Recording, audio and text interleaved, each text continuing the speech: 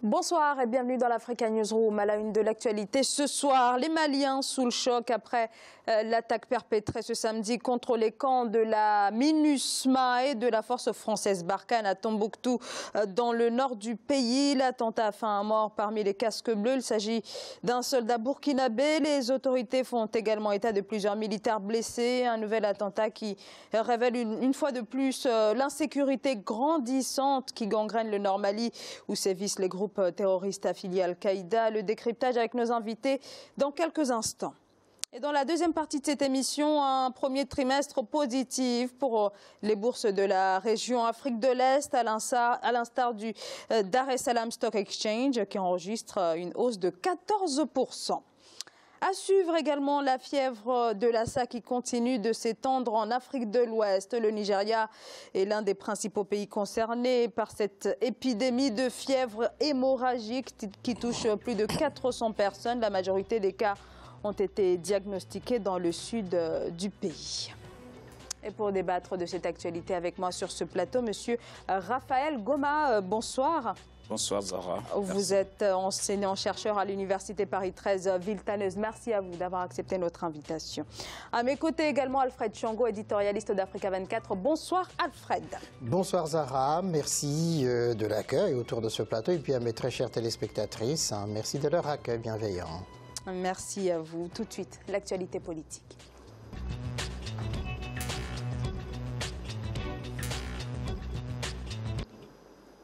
Des assaillants déguisés en casque bleu, montés à bord de véhicules piégés, des tirs de roquettes, des échanges de coups de feu ce samedi. La cible, les camps de la MINUSMA de la force Barkhane à Tombouctou au nord Mali. Un militaire y a perdu la vie. On dénombre également plusieurs soldats blessés. L'attentat pour l'heure n'a pas encore été revendiqué, mais l'ONU parle d'une attaque sans précédent en raison de son mode opératoire. Reportage Mokhtar Bari.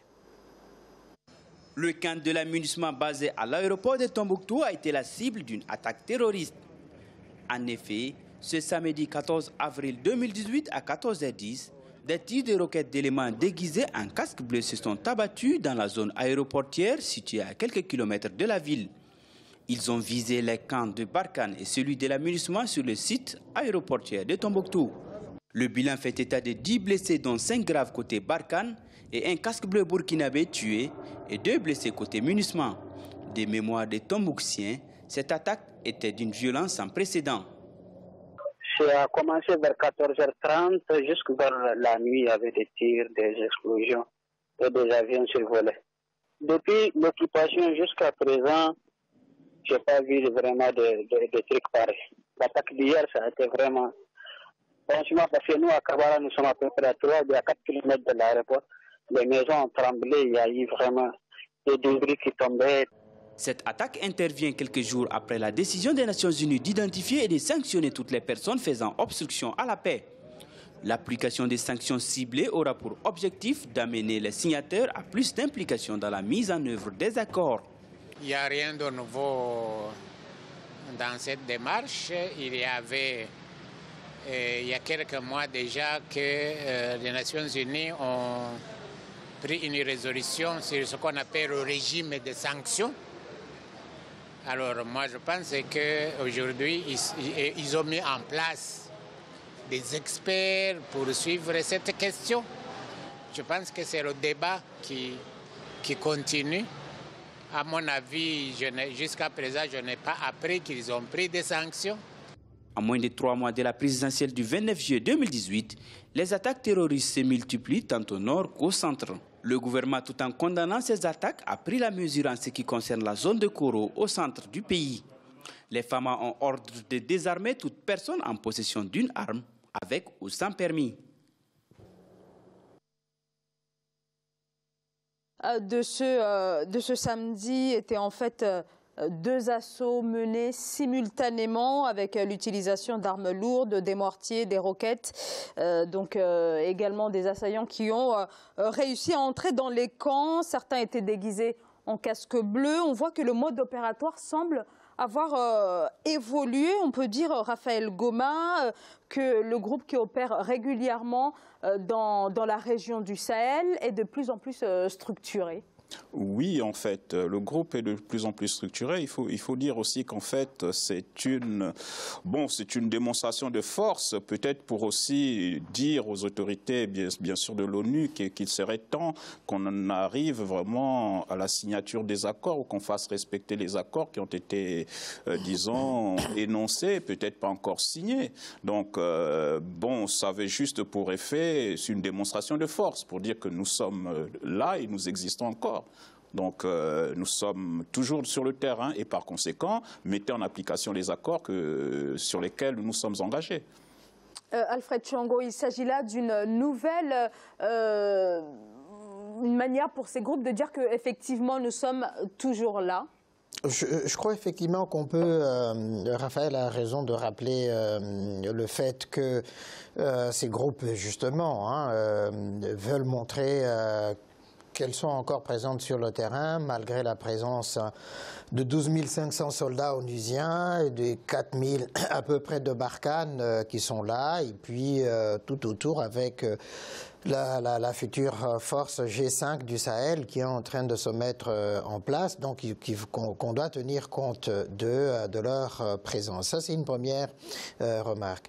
Mais ce qu'il faut aussi bien voir, c'est que la sophistication de l'attaque montre que ces personnes sont résolues à aller jusqu'au bout de leur logique et à défier à la fois les autorités maliennes et la communauté internationale, justement, qui est présente, et à rappeler effectivement. Alors, c'est assez paradoxal, puisque les accords d'Alger sont là pour régler ce conflit du nord du Mali, et en même temps, il y a des dissensions entre les Touaregs eux-mêmes qui ont été au cœur de cela, entre Ansar Eddine et puis Diag Agrali et puis le MNLA Diag Aga Chérif qui discutent avec le gouvernement malien et puis avec les protagonistes internationaux. Donc il y a une sorte de paradoxe dans cette attitude-là de Diag Agrali et puis d'Ansar Eddine. Et pourtant, et peut-être aussi, je crois qu'il y a deux autres éléments qu'on pourrait ajouter, c'est le fait, bien sûr, qu'il y a ces sanctions, puisque les Nations Unies, à partir de la revendication d'un certain nombre d'États africains, comme l'Éthiopie, qui se sont dit, ils en ont marre justement que ces accords ne soient pas appliqués, que de l'autre côté, oui, les Nations Unies menacent des sanctions, c'est qu'ils ne voudraient pas aller jusqu'au bout de cette logique-là, que les autres se rappellent à leurs bons souvenirs. Ça, c'est aussi un fait à souligner par rapport à cet événement. Raphaël Goma, vous vouliez intervenir? Oui, non, c'est surtout la symbolique qu'il faut voir là-dedans, parce qu'ils attaquent non loin d'un aéroport.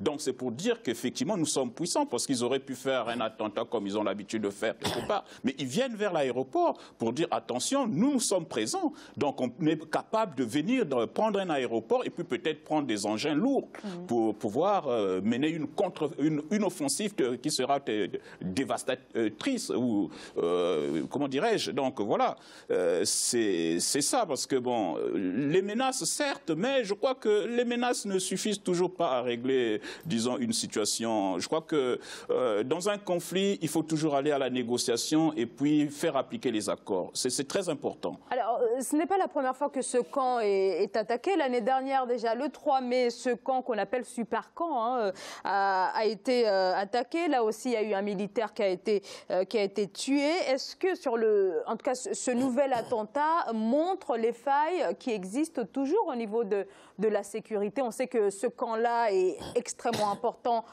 pour assurer la sécurité dans la région, et pourtant on a toujours cette absence de sécurité. Alors ça interpelle sur deux points, c'est-à-dire pour qu'une telle attaque soit possible, ce qu'elle a été préparée en amont, ça signifie que les renseignements ne fonctionnent pas bien du tout.